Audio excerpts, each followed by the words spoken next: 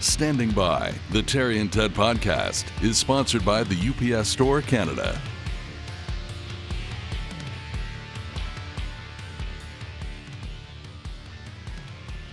Should there be some kind of fanfare or something, Ted? Bum bum bum bum bum. Well, there is the intro with Big Voice Jeff. That's true. We don't have that. And us getting out of the Land Rover Defender. Yes. And since I'm recording this in the studio, there's this. That's true. We don't use that enough. Our one sound effect. We have a sound effect.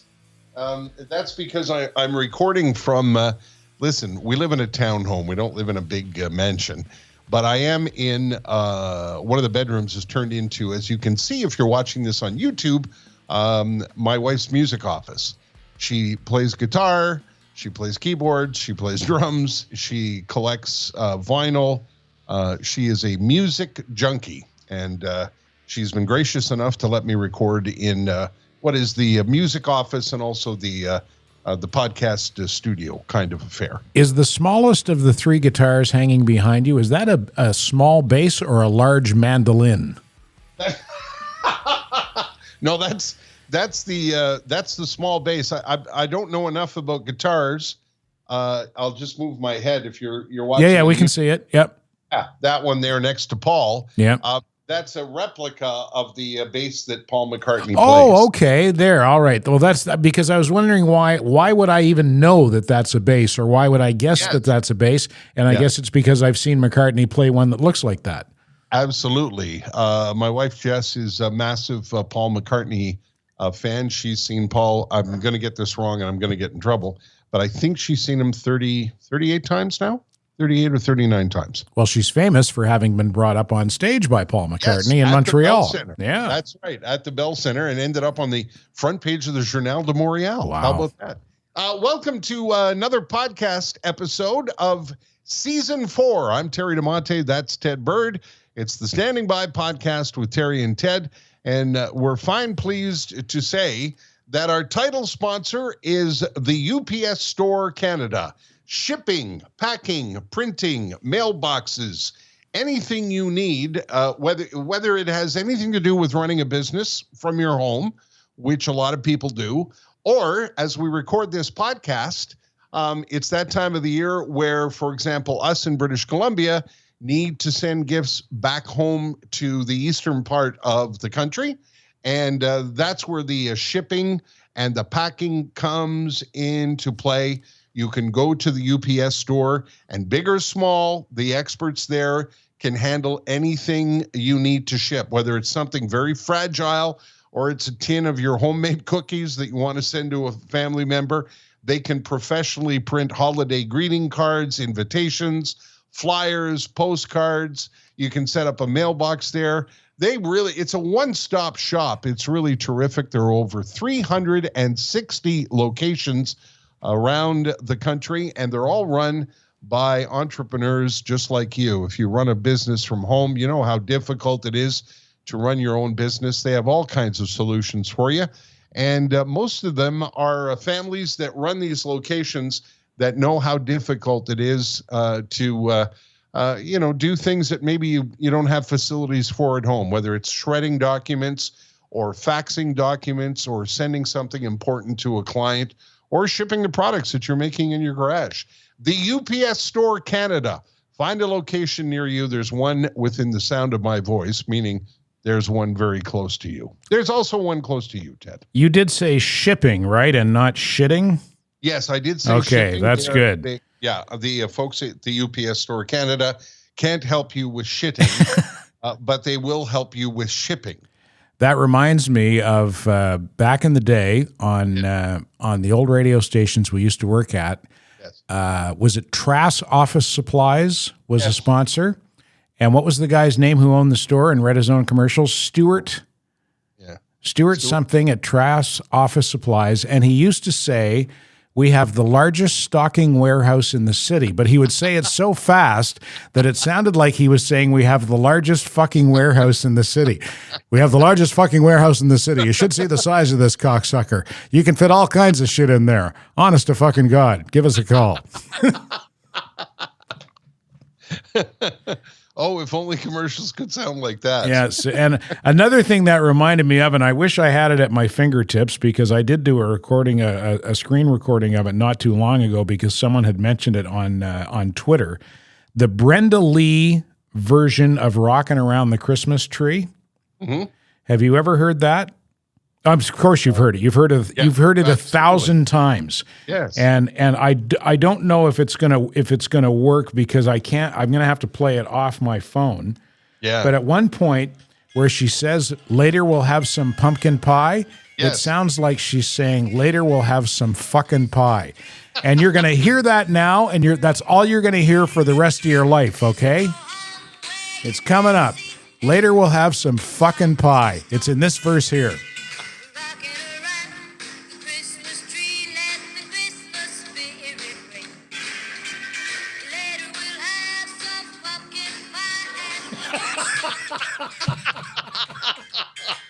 Am I right?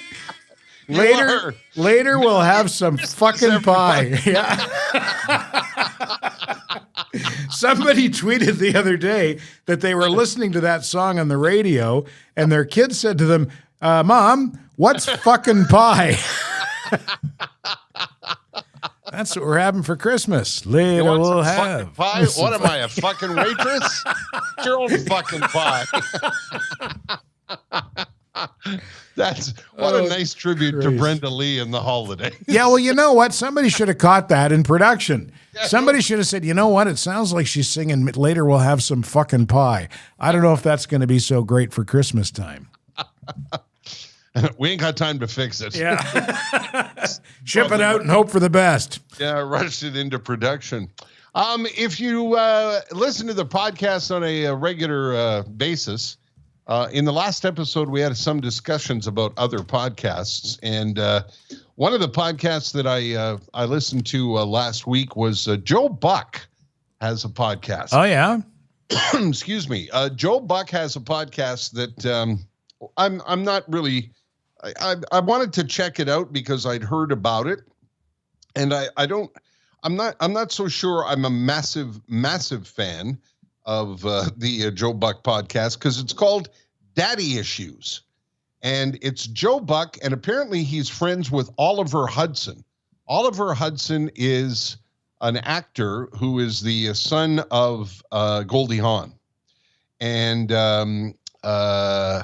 they're supposed the to brother of Kate Hudson, then. Pardon me? And brother of Kate Hudson, I guess. Yes, I guess so. Yeah. I hope I got that lineage right. Anyway, Oliver Hudson and Joe Buck do this podcast, and I was interested because I wanted to hear, their guest was Troy Aikman. And I love Joe Buck and Troy Aikman as broadcasters on NFL football.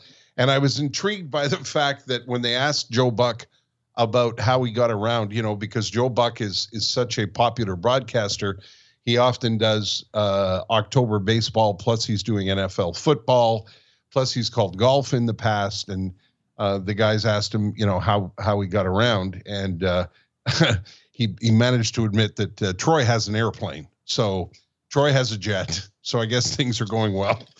That's how they get around. Troy Aikman doesn't fly commercial anymore. He flies on his airplane. And that led me to, I'm not necessarily plugging the podcast, but that led me to want to ask you, Ted, especially in light of what's happened in Canadian broadcasting, does the announcer that is calling a game influence your ability to watch or listen to that game? Generally speaking, no. I can't say that, like, I don't go, okay, I'm going to watch this game because this guy's announcing it and he's one of my favorites. Mm-hmm. But I do, as an example, if I'm watching NFL football on a Sunday and, I'll watch the Giants first and foremost because I'm a Giants fan. But whatever game I'm watching, if Daryl Johnston is the color guy, I'm happy. I really like him a lot. He's a former teammate of Troy Aikman from the Dallas Cowboys Super Bowl teams of the 1990s. And I really like him a lot because he never sugarcoats it. If a guy makes a shitty play, he'll say, that was a bad play by so-and-so. He made, he doesn't say he fucked up, obviously. Sometimes there are probably certain play-by-play announcers who I'm not a big fan of. I was not a fan of Bob Cole at all. No, I know that. And because I think all Bob Cole had going for him was his voice. I don't think he was particularly articulate. I don't think he called the game very well from a technical standpoint. There's only so many babies that I can take in 3 periods. And I know a lot of people disagree with me vehemently. And my theory on why they disagree so vehemently is that Bob Cole was the voice of Hockey Night in Canada when they grew up. Right. And so if I diminish Bob Cole, I'm diminishing their whole hockey experience. And I think that's why they object. I think the objection is on an emotional basis, where my criticism of him is on a critical basis. Right. And we were lucky that we grew up with Danny Gallivan, who was such a wordsmith. You know, Danny Gallivan never said, "What's going on in Pittsburgh, Pennsylvania?" That wasn't his thing. So to answer your question, that's a long answer to your question, which is, like if Bob Cole was calling a hockey game, I would tune out. Or I would just switch over to, if it was a Canadiens game, I would switch over to Pierre Hood. Actually, Pierre Hood is where I start now. I don't even watch the English broadcast anymore. I watch Pierre. That's the first example I could think of, because one of the things about Canadian television and Canadian broadcasting is now there are people on sports television. You know, when I turn on TSN or Sportsnet, I don't recognize any of these people, and I don't think they're particularly what you would call experienced broadcasters. And they don't seem to have they don't seem to be very good at broadcasting, period, and don't seem to have a grasp of what it is they're talking about. When you look at the American market, people that have been in the broadcast game for a very long time are considered welcome professionals. You know, people like Al Michaels and Joe Buck, and who are the basketball brothers that I can't remember? The Albert brothers. Kenny Albert. Are they brothers, or is it father and son, Marv and Kenny? Well, Marv and Kenny, I guess father and son. I think there was also a brother there. Okay. But you know what I'm saying? Al Michaels is in his 70s. Joe Buck's been around for a long time. And they're still held in great esteem. Exactly. Yeah. And in Canada, they washed out a lot of the old professionals, pushed them aside, or put them in smaller roles, and have introduced us to people that, and I've looked at a couple of people and I thought, I wonder who this person is, and I wonder what qualifies them to be there. And I Googled them, and there really is nothing that qualifies them to be there. And they aren't, I don't think, particularly adept. And my wife, who loves sports, will say, "Will you shut that? Will you mute that, please? Because I can't listen to that grating, And I know we don't have a choice. If you want to watch, the Flames play the Oilers, or the Canadiens play. Well, when the Canadiens play, you've got the choice of Pierre Hood, of course, which is everybody I know anyway, their first go-to. But there seems to have been a falling off of the requirement to get into sports television over the last, I don't know how many years, or sports broadcasting over the last how many years, including the latest idea that sports announcers won't travel with some of the hockey broadcasters. And there are exceptions. Dan Robertson, who we love, who I think is going to be a long time a giant. There are others. There are other people. I've always been a fan of Scott Oat, Chris Cuthbert, people like that.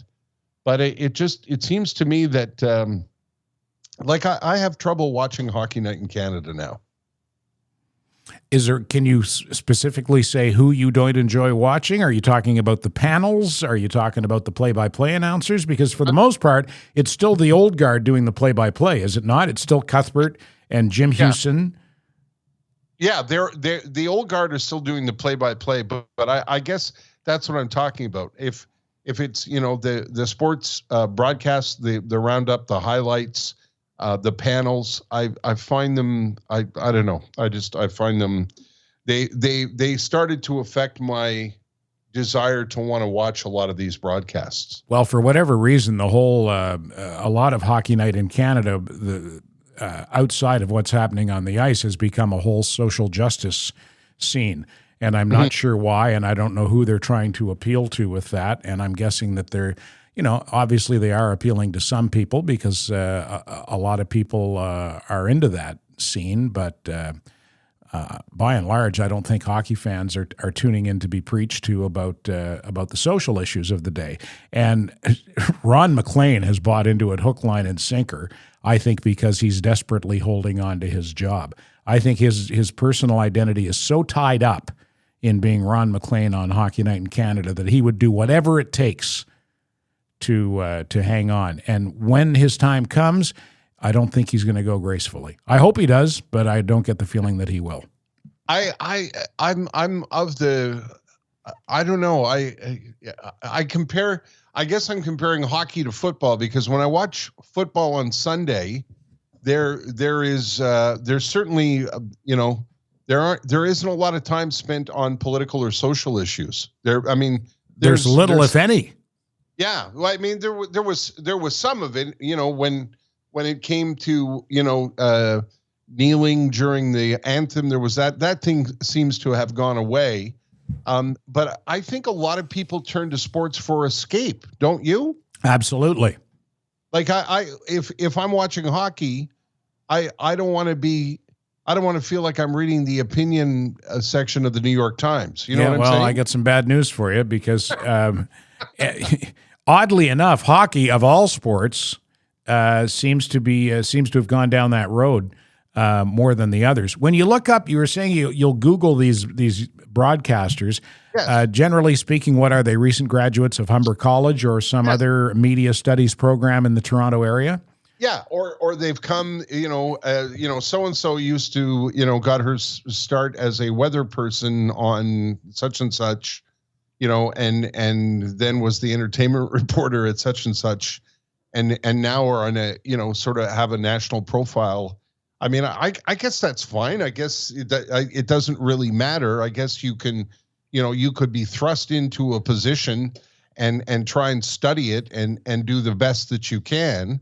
But I would think that if somebody had come to me, in my 30s and said, "Do you want to host the national broadcast? You want to be our anchor on the soccer broadcasts?" I would say, well, no, I can't do that. I don't know anything about soccer. I don't think I could get up to speed quick enough to do anything like that. You know what I'm saying? I know exactly what you're saying, and that's what you're finding is that there are people on there who quite clearly don't know what they're talking about. Well, yes, there are people, that come on, like, I was telling you that I watch, we subscribe to what I call Dizzin Dazzin. And it's not Dizzin Dazzin. DAZN. DAZN. Right. It drives my wife crazy because I'd say, put on the Dizzin Dazzin, we'll watch the football. And it's DAZN. It covers all the football, and you can watch any game you want from all around the NFL on a Sunday or Thursday, Monday, whatever it is. But it's the Canadian feeds that they carry. So often, when the game is over and you want to go to, I want to see sort of a wrap up. Same thing with hockey. If I'm late to the hockey and I want to see the wrap up, I'm suddenly watching a Sportsnet coverage with two people I've never seen before, don't recognize, and I don't think are particularly stellar broadcasters, just my personal opinion. And, I wasn't the greatest broadcaster in the world, but I have an idea of how the business works. And I think, geez, I wonder who this person is. I'm going to find out who this person is. And I Google the name and I think, oh, okay. Well, good for them, I suppose, that they got thrust into that position at, a fairly early and unspectacular way. Yeah, follow the maybe money. I'm being an asshole. No, you're not. You're not. But follow the money. Yeah, there you go. Yeah. They don't have to pay them as much as they would have to pay a seasoned broadcaster. And the way the business works these days. Get them young and get them cheap. Yeah, that's the Canadian model, and it doesn't work that way in the States. For example, Troy Aikman has his own jet. Yes, yeah. Yeah, I can't, off the top of my head, who would be the highest paid Canadian sports broadcaster? Would it be Ron McLean? I think it would be. And he would be in the, like, I'm sure he makes a handsome salary, somewhere around $600,000-$700,000, but that's peanuts compared to what those guys in the States make. Oh, right. So Joe Buck and Al Michaels and those guys. Can you look that up, Poseidon? No, ask him to Google the Joe Buck Troy Aikman deal, because that's the one that just went through. They left. What did they leave? They left, I think, Sunday night football to go to Monday night football, or Thursday night, maybe. They're doing the Thursday night game on Prime, I believe. On Prime? I believe so. The Joe Buckman and what? Joe Buck and Troy Aikman. Aikman. Yeah, look that up for us, Poseidon, and give me the numbers, because it was on Joe Buck's podcast. And I think it was on, I think I read about it. So they left Fox? Yes, they left. Okay, I wasn't even aware of that. They got lured away from Fox by, I think it was ESPN. I'm not really sure. Well, doesn't Prime do the Thursday night game now? Isn't that like the numbers are so? Joe Buck, he has a deal, 5-year deal between $60 and $75 million, and Aikman's deal will earn him $92.5 million over the same span. There you go. Jeez, damn. That's the article I was. And does it say who signed them? Deal. Who did they do the deal with? ESPN. ESPN. There you go, Ter. Yeah. They're now calling Monday Night Football on ESPN. I didn't even know that. Yes, and they were lured away. They were lured away by that handsome offer. Jesus, Murphy. What were the numbers again, Poseidon? $92.5 million for Aikman and $60 to $75 million for Joe Buck. Now, do you think that would create jealousy between them, Ted? Do you think Joe Buck goes, "Hey, how come you gave Troy more money?" I doubt it. For sure. You think? For sure. At that level, people get petty over the dumbest shit. Really? You think so? I don't know. All I know is they could have saved a lot of money. And what is this for hockey? Football.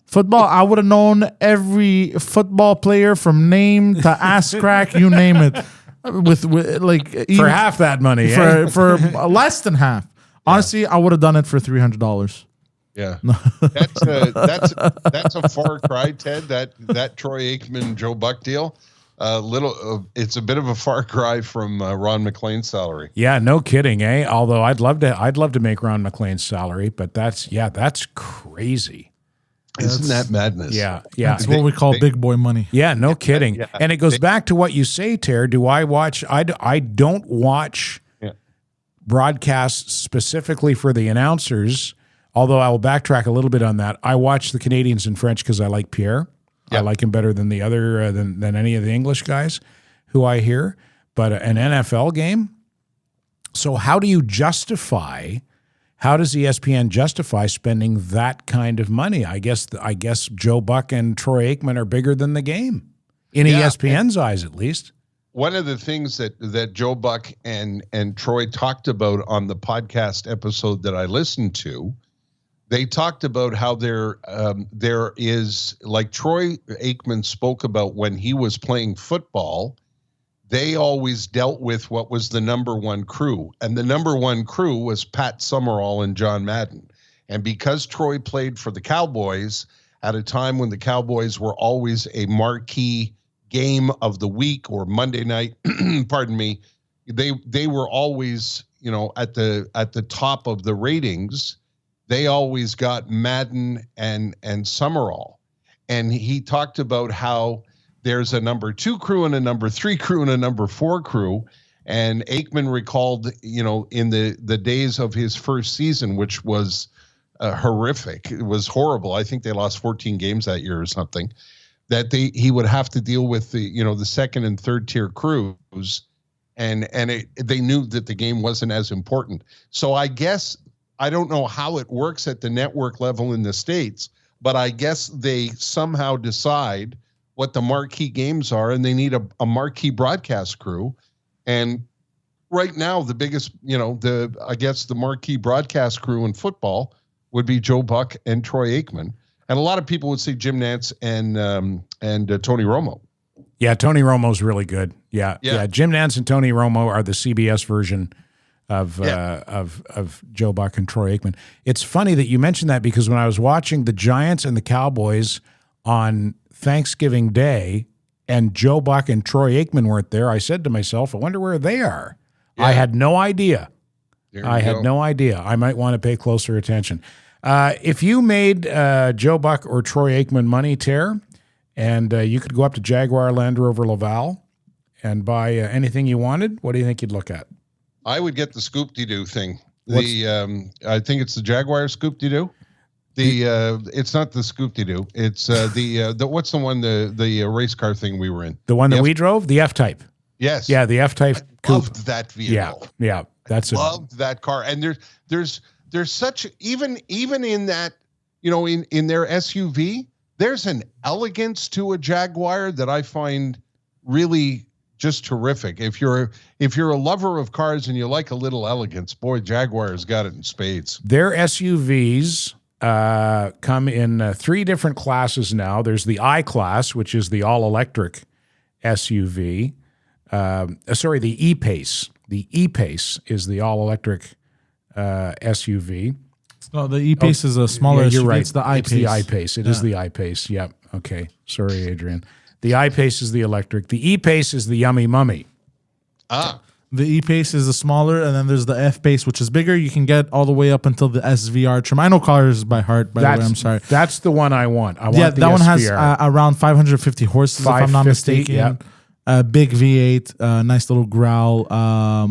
Beautiful, beautiful car. Yeah, it's got a really nice little growl. I've heard the exhaust note on that bad boy. It's a really, really sweet machine.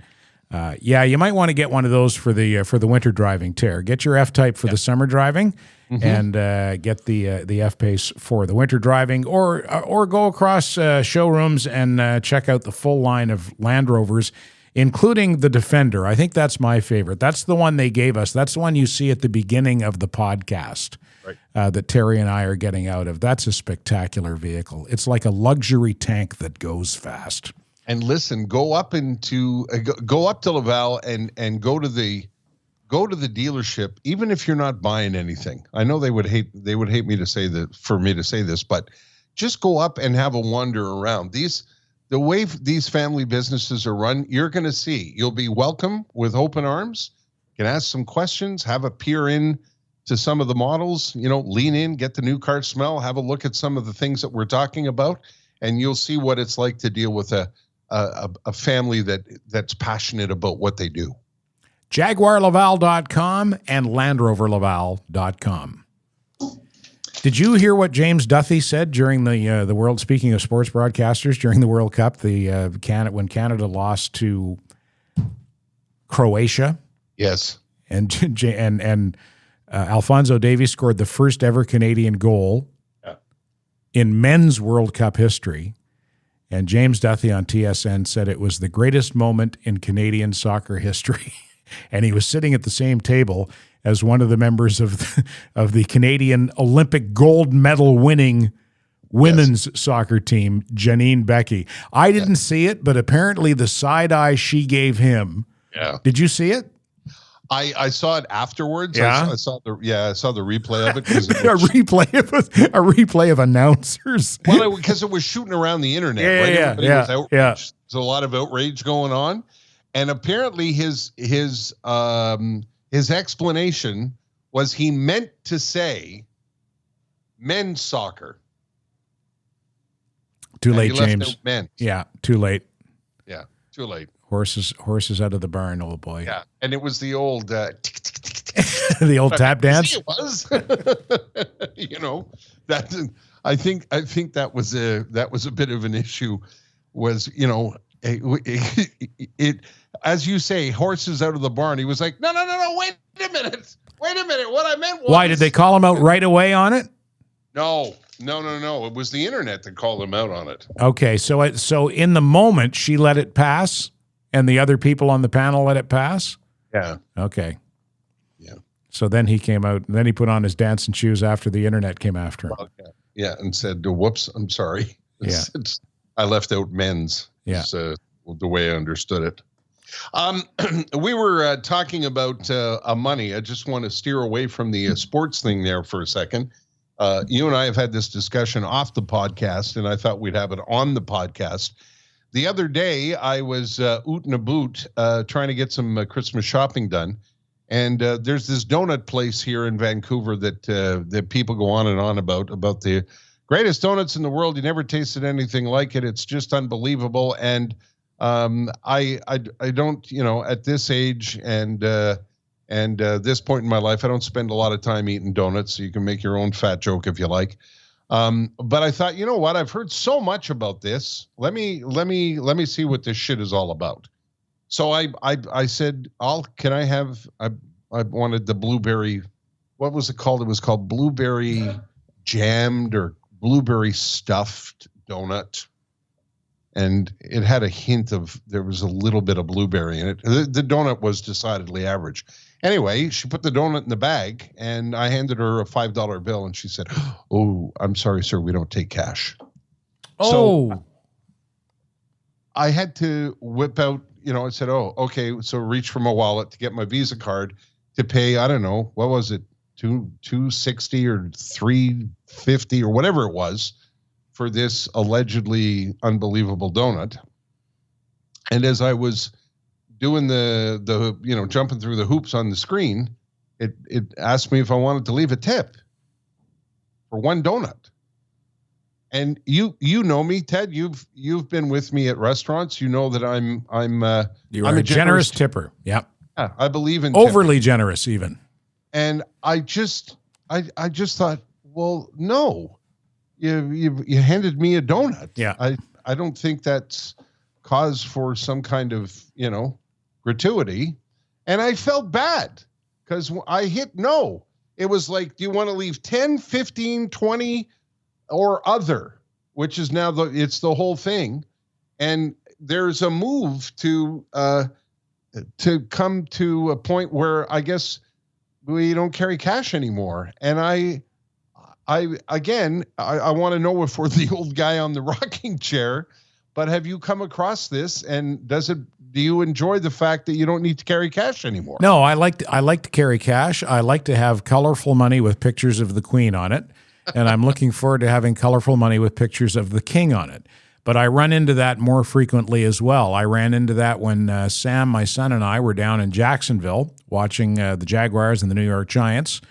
Right. Earlier this fall, and at the stadium in Jacksonville, I went to buy a bottle of water for Sam and a Diet Coke for myself, and same deal. I pulled out some cash. No, sir, card only. And I said, but I have green paper with pictures of your presidents that I would like to use.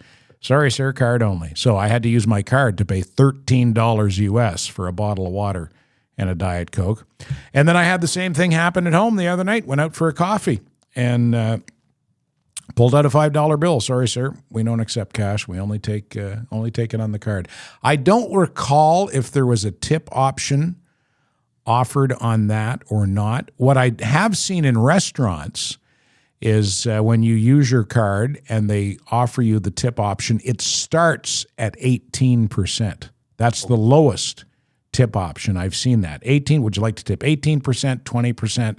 And then I don't even look above 20 because I'm not even tipping 18. I go to other and I tip 15 because that's what I've always tipped. I think that's a very fair gratuity on a meal, and especially a meal if you're looking at $100 or more, 15% I think is a good tip.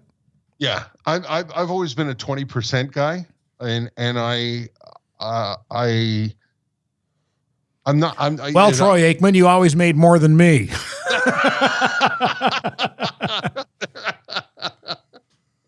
But apparently, we're moving to a cashless society. And I sent you an article earlier today saying that more and more, I think it's now in the billions of dollars that tips are paid online and not in cash anymore.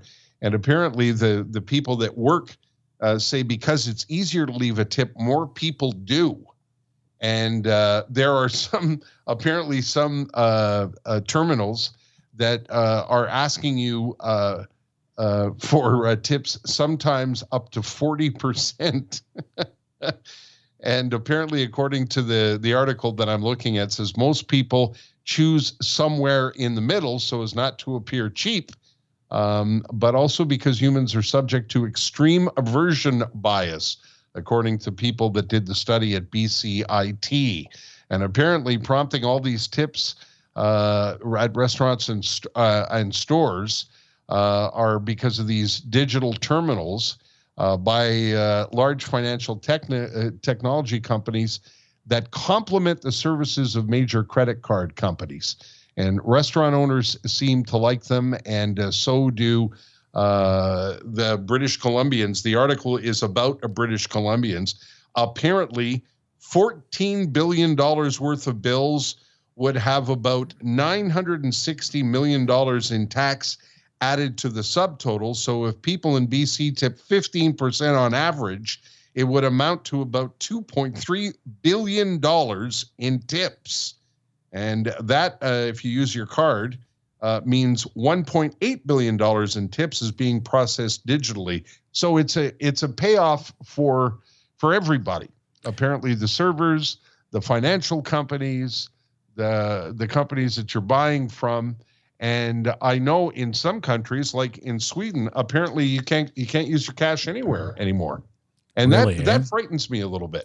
Well, it is a little bit frightening. Like I'm not a conspiracy theorist, although I'm pretty sure the government thinks I am. But there is something about having all of your financial transactions easily tracked, mm-hmm.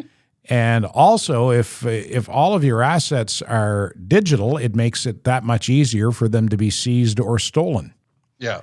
So I'm not a financial whiz by any stretch of the imagination, but I would like to know, like, if liquidity will no longer exist in terms of cash money, will liquidity still exist in terms of gold, in terms of diamonds, and those kinds of assets? Yeah, we're not financial wizards by any stretch. And by the way, I checked it on my phone just to be sure. Sweden is going to become the world's first cashless society by March of next year. And I was a late adopter. My dad was banking online before I was. My dad was saying, well, you should be banking online, Terry. And I said, what if all my money disappears one day? And I do bank online now, but I still, and this has got to be an age thing, I guess. I don't like to leave the house without a 20 in my pocket. No, me either. I don't like to go out with no money. Yeah. Like no cash money. Yeah. And I find it pops up in the strangest ways.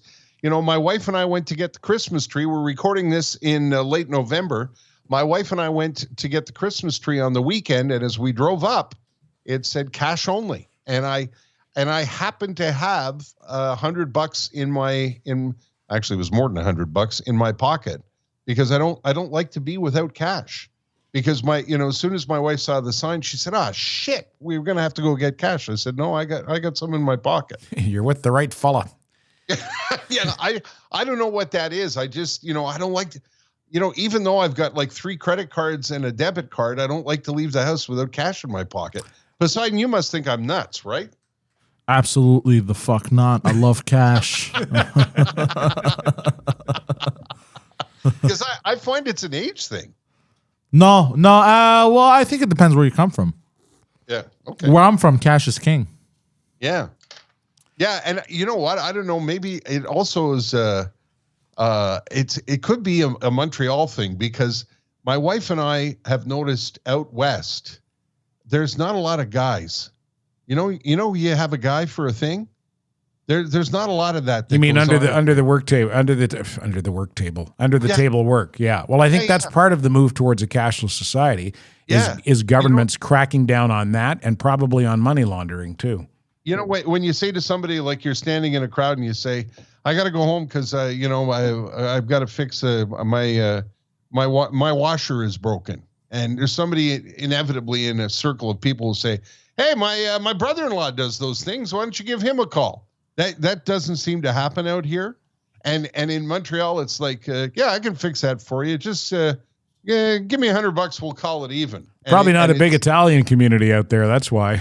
Yeah, that's probably part of it. Yeah. And I think, Poseidon, I think Greek too. It's cash. Like Poseidon says, Greek is cash is king. Yep. Yeah, Greeks love cash. I think a lot of people. I don't know. I think a lot of people like cash. Well, restaurateurs for the longest time. Anyways, I'm not going to get into details, but you know the story of restaurateurs making a shit ton of money. Greek restaurateurs. Yeah. Well, and the government put an end to that. Yep. In Quebec, I don't know if you're listening to this podcast and you're not a Quebecer. In Quebec, the cash registers are hooked up to some kind of giant terminal in Quebec City. Yeah, everything goes through the government basically now. Any transaction, anything you punch in. So, because for those who don't know, back, I think it was the 70s and the 80s and even up until the 90s and early 2000s, basically they have the same bill for, numerous tables. And let's say it was a table of 2 and they had the usual stuff that people ordered. They'd have one bill for like 10 tables, and then the restaurateur would pocket the rest, basically, which, they ended up avoiding a lot of taxes. Yeah. So the government didn't like that, and they put these computers in restaurants. But I think it's stupid because they were getting their money anyways. Now we're just having a bunch of businesses, a bunch of restaurants went out of business, and they're getting even less tax money, even though everything is declared. I can tell this story now because he's not with us anymore. But Tony at Cosmos used to do that. Remember this, Ted? Tony at Cosmos. We would go to Cosmos for a famous Cosmos breakfast. Yeah. And we'd finish, and I'd say, I'm going to pick up breakfast for me and Patty, or breakfast for me and Ted. And he'd say, "What did you have?" And I'd say, "Well, we had an omelet and that." And he'd go, "Give me $20." He would take the $20, but he wouldn't punch it into the cash. He just put it in the cash. Yeah. And I'd think, good for you. And then, you were able to tip the waitress an extra 10 or something. Did you ever know him, Poseidon, or is he before your time? That's too bad. No. Poseidon would have loved Tony, eh? But that was the golden age of restaurants. Yeah. Yeah, I agree. And the government would not, because I'm telling you, I'm speaking out of turn because I don't know, but I don't know of any other jurisdiction where restaurants' cashes are hooked up to some terminal in the capital where they can keep an eye on you. Well, it's not, I don't think it's like hooked up to it's just like everything is traced basically. You can't like it has to do with tables. Like you have to punch everything in order to, and then it goes through a machine and then it goes into the kitchen in order. Yeah. So you can't just, I don't know how it works exactly. Yeah. But I find it like, I'll give you an example. Let's say, you were making, let's say you were making $100,000, but you were only declaring 70, let's say, that other 30,000, like you weren't greedy. You were pocketing, an extra 30 grand, but you still pay taxes on 70 grand. So let's say you paid, 40% about, what is that? 30,000. Let's say you paid $30,000 in taxes, right? Now you're declaring 100 grand. Now you're paying 40 grand, but now you're a little strained. Your business, can't run that well. Right? You go out of business. The government loses 30 grand of taxes. You know what I mean? I don't know. I'm just saying. less businesses, less taxes. That's the way I see it.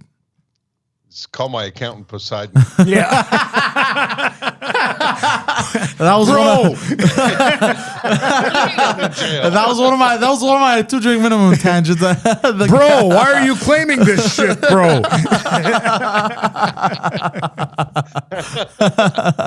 But it's, you know what, there's something to be said for that, because there's a lot of people who say, the government gets enough tax, and that's what spurs on the black market, which is, I got a guy who can do that for you, but I'm not going to write you a bill. There's a lot of that goes on. Here's another thing that I wonder about. How about the retailers? I'm opening myself up to taking many shots from both Poseidon and Ted Bird. I was in Bed Bath & Beyond the other day buying candles. Oh God. 3, 4. Anyone? 83 candles. Did you buy any of them that smelled like friendship? And when I was done buying 2 candles, Were you on an errand, or were you buying these for yourself? I was on an errand. That's what I figured. Okay. So that's why I let it go. So the cashier says to me, can you write down your email address? Oh. And can I have your phone number? And I said to the cashier, No. I'm not applying for a job. I just want to buy these 2 candles. Like, what is that now? Have you had this? I've had this. As a matter of fact, I made the mistake of giving them my email address when I bought my daughter Allie a pair of shoes like 3 years ago. And I still get emails on the regular from that store telling me about their latest specials. Right. Delete. I mean, I delete them every time I get them, but it's just a pain in the ass to get them all the time. Right. I think the key is to a made-up email address. I just refuse. Yeah, or you could just say zippydog@numbnuts.org. Yeah. Oh yeah, you could get creative with giving crazy, like I don't know. I like strippers 69 at gmail.com.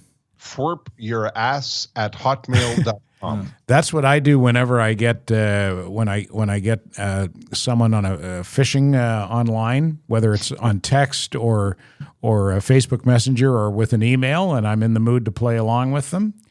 That's what I'll do. I'll just start making shit up and making up email addresses and.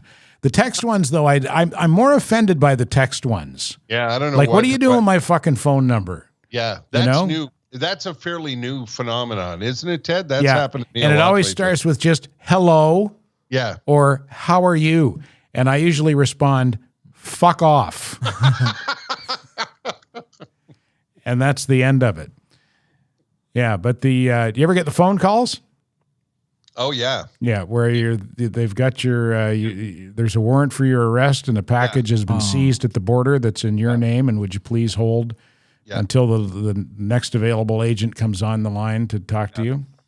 I don't know if you've gone online to watch. And I don't know how they do it. There are people that torment these people. There's accounts on TikTok and on YouTube that they draw the scammers in, right, and they torment them. That's great. And it's so much fun to watch. Oh, I got to see that. That's fantastic because they deserve to be tormented. I've stayed on hold before with these guys when they, when I'm about to be arrested, and please hold for the next available agent. And the agent comes on. Agent Buskins, how can I help you? You can help me by fucking right off. And then, of course, they hang up. Like, I'm not good at. Some people like to draw them out and play along for a little while, but I like to go for the fast fuck off, and that's the end. Or like the best is he goes, "Hello, my name is Mark." No, it isn't. Yeah, sure, buddy, sure. My name is Nigel. Pardon me. Yeah, no, it's not. Your name is not Nigel. There's no fucking way that your name is Nigel. Let's take a moment and thank another one of our supporters. As I've said many times before, we can't do the podcast without support. We're not buying mansions or anything, but we do need the support to put these podcasts together, and the support is provided by longtime friends of ours, including the family at Merson Automotive at the corner of St. Jacques and Cavendish, where they've been for over 50 years. There's nothing like a feeling of being dealt with fairly, feeling like you've got good bang for the buck, that you've got a decent deal when you walk away from a business. And that's what the Mersons have been doing for years. I've told this story many times before. Years ago, I got taken by an unscrupulous mechanic who fooled me into spending too much money. And somebody said, you should be taking your car to the Mersons. And I was introduced to the family over 30 years ago now, I think, and was completely taken with their honesty and the quality of their work and their kindness and the way that they dealt with their customers. And that's still true today with the third generation of Mersons.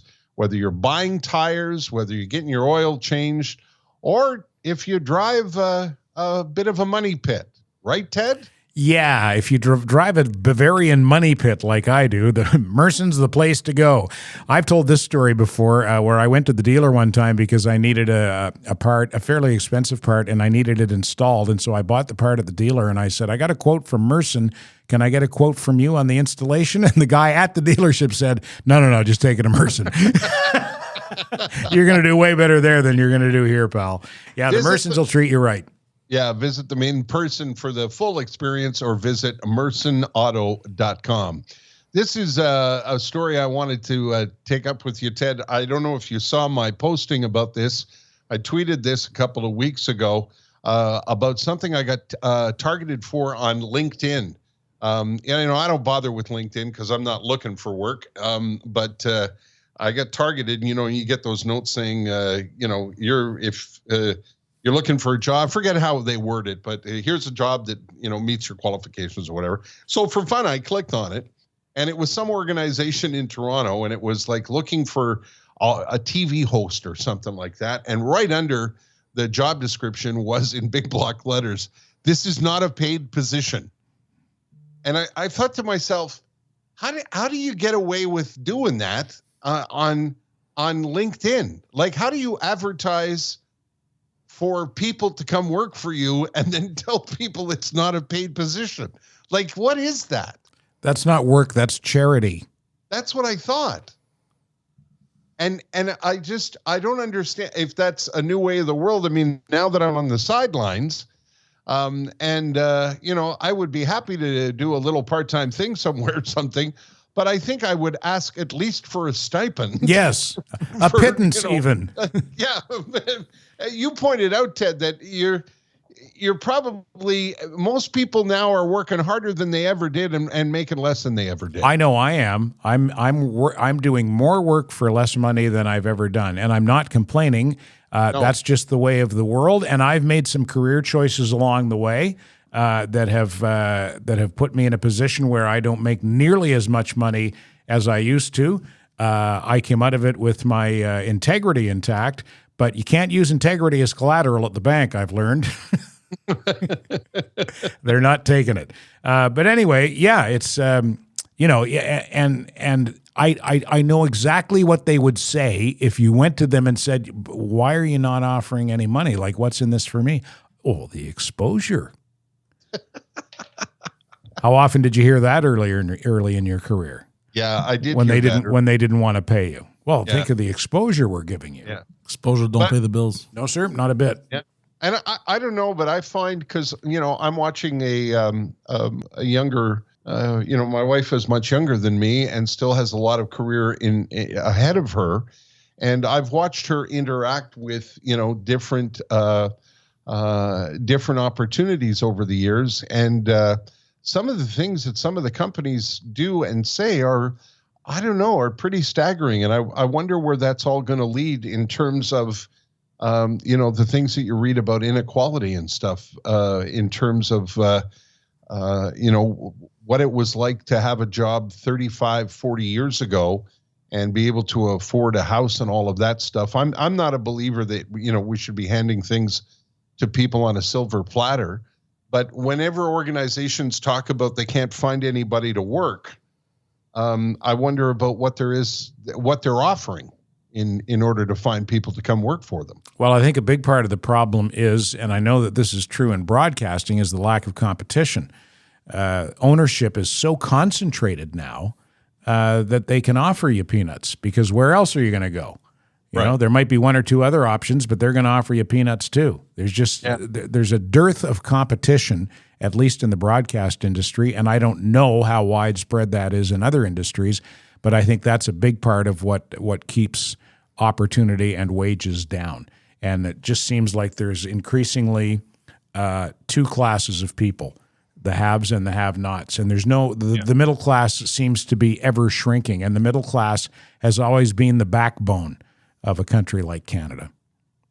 And that doesn't lead to anywhere good, does it? I don't think so. And it makes me concerned for my own children. Like, I had a good run, and we were lucky to work at a time when, if you were good in radio, you could make a good enough living that you could buy a home and support your family. And if you played your cards right, a plan for a comfortable retirement. But unless you're Joe Buck and Troy Aikman these days, that's not happening. Yeah. I also, at a level, I know post-COVID, there was a lot of, this section of the restaurant is closed because we can't find people to work. And I always think, my wife always says to me, they never have any trouble getting people to work at Costco, because Costco really looks after their people. They do, eh? Yeah, they pay way above minimum wage. Oh, I didn't know that. Yeah, and have benefits and really, really look after their people, and it's quite a sought after gig. Our local Costco here, not far from where I live, had a big banner up one day saying, we're going to be looking for positions full and part-time this Saturday, and apparently the lineup was around the block. When they went to interview people for those positions. Well, good for them. I'm glad to hear that. I would like to see more companies follow that lead. And Costco does extremely well. So that should be a lesson. You hire good people, pay them a decent wage, and reap the rewards. Yeah, but here's the thing, and this is what a lot of business owners say. Are you willing to pay $21 for a hamburger so that the staff can be, properly paid and have benefits? Yeah, well, to that I say, fuck off. You don't have to charge me $21 for that hamburger. Okay, all right. But that's a lot of business owners say that's the issue, right? Is if you want us to, pay above minimum wage and look after our people and give them proper benefits, we have to increase our prices. For small businesses, I guess, but places like McDonald's can afford it. Yeah, I agree with that. Oh, the big corporations can afford it for sure. And good on Costco for going down that road. Yeah, I agree with that 100%. Especially in this day, I'm also not a conspiracy theorist, Ted, but I just know, I don't know this to be true, but I just know that corporations are going over their lists of products and going, jack that up 22 cents, put that up 35 cents, charge an extra $1 for that. We'll blame it all on inflation. Yeah. Everybody's talking or COVID. about inflation. Eh? Or COVID. Or COVID. Yeah. But lately it's inflation. Yeah. Who's paying $7 for lettuce? Not me. Not me either. No, sir. I saw lettuce yesterday and it was about that, and I said no thanks. Yeah. Let us not talk about that. I hate myself. The podcast. What fun. We can say anything we want to say. Yes, we can. That's right. We should talk about Vozwin. All right. Because that's how I'm going to get wealthy. I'm going to invent something. Okay. And I'm going to invent something with the help of the folks at Vozwin, an engineering consulting firm. I'm thinking about how can I make a better trebuchet? A what? Trebuchet. C'est quoi ça? A catapult.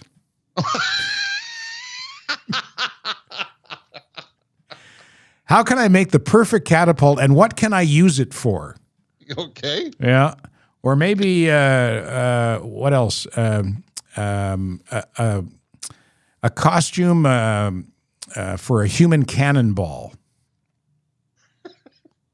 You know, like a fire retardant. Becoming a daredevil?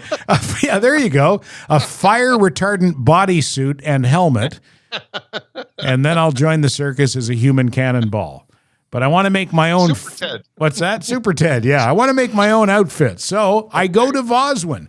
Vozwin are specialists in engineering. If you have a better idea than me, and most people probably do, for an innovation or an invention, or if you have an existing product or service that has an engineering component to it, Vozwin can help you perfect it, that is, not protect it.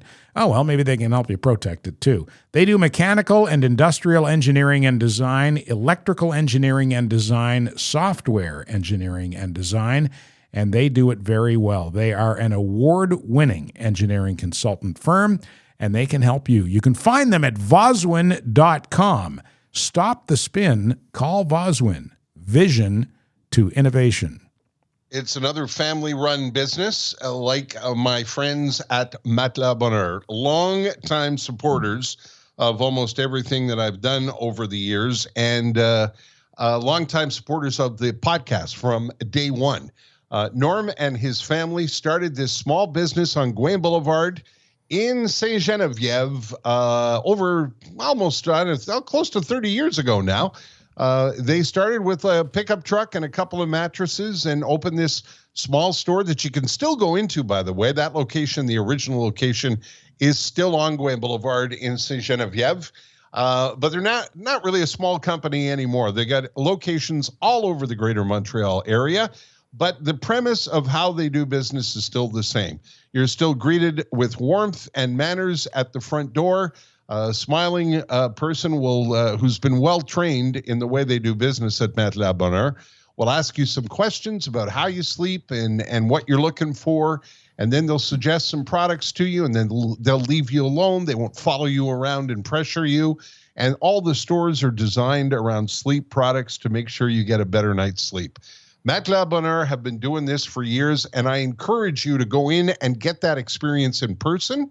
If not, you can go online at matelasbonheur.ca. But go in person and see what I'm talking about. It's a lovely, lovely shopping experience. And now, whether you're shopping online or in person, tell them you listen to the podcast and use the code TED04 and TER05 and get yourself an extra 5% off of everything you spend. matelasbonheur.ca. We got to get Poseidon over there. He's having some issues with insomnia. He needs a sleep technologist. That's where you should go, Poseidon. Go see the folks at Matelas Bonheur. They will take care of you. I promise that for sure. Ted, are we doing the tweet sheet on this episode? Oh, we forgot about the tweet sheet. Damn right we are. It's my favorite part. That's it. That's a good closer. Let's close it with the tweet sheet. What do you say? I think we're at about an hour, aren't we? Yeah, don't worry. We've been yammering on like your Aunt Edna's ass. Yeah. Hold on. Yeah, we used that. We used that one in the last episode. Uno momento, por favor, señor. Okay. I heard this me on the one coast and you on the other coast. I guess it's not working out too bad, but the next season I got to come in. Yeah. Here's the first tweet from @51sttates. Dog. Oh my God, what are you doing? Me, literally just standing here. Dog, absolutely losing it. This is nuts. Holy fucking shit. Because dogs get pretty excited, you see. From @CoolMathGame. Me in the passenger seat and my dog is in the driver's seat. He was driving. Cop. I saw you just switch spots. Me, LOL. Cop. You killed a family of 4. Me. OMG, bad dog. That's kind of dark, eh? That's funny. Very dark. Yeah, I was sticking with the dog theme, though. And from @Cyrus American. My wife said that if this tweets get 20 likes, we can name the baby Shithole. And it got 359 likes. So I guess they've got a baby called Shithole. That's so stupid. What's your baby's name? He's cute. I beg your pardon? Shithole. And you shithole. When he becomes a Supreme Court justice, the swearing in. I shithole McLean. That reminds me of Louis C.K. Remember the first night we saw Louis C.K., Ted? I remember it very well. It was at the old Comedy Works. Yeah, man, and I thought both of us were going to need Oxygen. Yeah, oxygen for sure. If not urgence santé, we could barely breathe. We laughed so hard. Yeah, that was the night he said he wanted to win. I think he said he wanted to win the lotto, and if he won the lotto, he was going to change his name to Cunty McShitballs and then donate a big portion of his winnings to a hospital wing, so that they would have to name the wing Cunty McShitballs.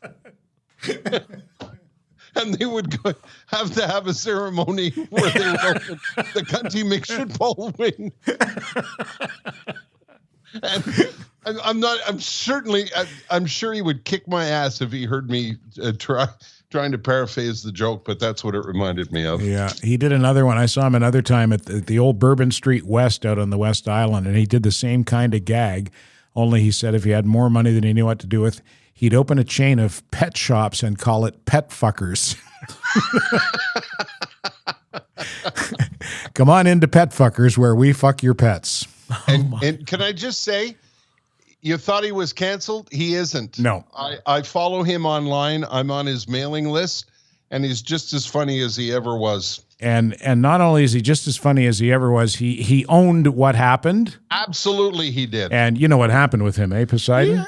But he didn't really hurt anyone, though. No, he didn't. I think he might have traumatized a few women. But he asked for permission, and they said okay. And the way he explained it was on his album, his big comeback album, was he said, I like to masturbate, and I don't like being alone.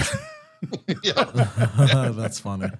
Well, you know what I like too is he opened by saying everybody has their thing, and now everybody knows what my thing is. Yeah, there you go. He must have a huge dick. Like he doesn't want to masturbate. He wants to show it off at all times. He can't masturbate alone because he wants to show it off. You think that's why? You leapt to that conclusion. I think it might be simple exhibitionism myself. I know. Yeah, it could be. Anyway, if that's you're a good note to go out on. Yeah, I know. Look, I'm what I'm trying to say is I know if I had a huge dick, I'd want to not masturbate alone as well. You mean you don't? This deteriorated, didn't it? Yeah. I apologize. My mom's out at this point. Yeah, my mom just turned off the podcast. I don't know about that Poseidon man. I don't blame her. I don't blame her. Mom, to know him is to love him. Yeah, I'm sorry I'm not in the studio with you guys, but hopefully we'll rectify that in the new year. Yes, sir, we will. Because this would be the closing episode of season 4, correct, Ted? It seems like, yeah. Because I got nothing else to say. I'm done. No, we're going out on the size of Poseidon's manhood. Mm-hmm. Where do you go from there? Yeah, it's hard to top that, I guess. Eh? Yeah. Listen, as we're exiting, can we just thank our supporters? A big thank you to our friends at the Mersons, Met La Bonheur, Jaguar Land Rover Laval, our pals at Vozwin, and our title sponsor, the UPS Store Canada. Thanks to David Drucker and all the UPS stores across the country, 360 locations. Who I think up to a minute ago anyway, were proud to be the title sponsor of the I'm pretty sure they still are. Terry and Ted podcast. We should also thank Pantelis and Mike Ward for their hospitality and the use of their resources, and Poseidon for his excellent production skills and for telling us about the size of his Johnson. My pleasure. Also, their encouragement. Pantelis and Mike Ward have been so encouraging over the since we first did a podcast. Yep. So, yeah. Well, parting is such sweet sorrow, Ted. It is, Ter, and hope to see you in person one of these days. Yeah, me too. Don't forget to brush your teeth. Okay, thanks.